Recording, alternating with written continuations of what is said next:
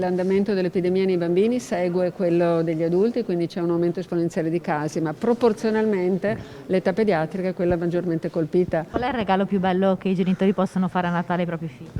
Vaccinarli. Nei primi 20 giorni di dicembre sono stati 20 i bambini ricoverati per Covid in pediatria a Padova. Il virus in questa quarta ondata sta colpendo soprattutto loro. Oltre al Covid preoccupano anche gli effetti che la malattia può avere anche a distanza di 6-7 settimane. Oggi infatti tra i piccoli pazienti ricoverati a Padova ci sono anche 2 bambini di 9 e 12 anni colpiti dalla MIS-C, la sindrome infiammatoria multisistemica che compare nei piccoli anche dopo un mese dalla guarigione dal Covid.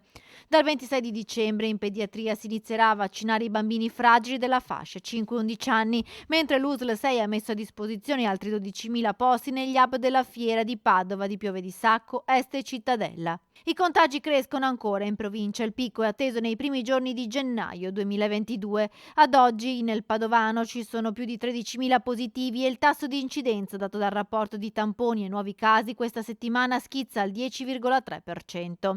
Nei reparti spiccano gli 80 ricoveri tra area medica, geriatria e di questi 5 sono giovani donne incinte non vaccinate che sono in ginecologia, 69 i pazienti in area intensiva e semi-intensiva. Questo è l'appello fatto dal direttore generale dell'azienda ospedaliera per un Natale sicuro. Il comportamento personale è fondamentale, è lo zoccolo per poter affrontare il coronavirus. Poi c'è il vaccino, altra arma importante che abbiamo che va usato, quindi l'invito è di fare la vaccinazione. Chi ha fatto le 2 dosi deve fare anche la terza. Abbiamo diversi posti liberi anche per quanto riguarda la dose booster.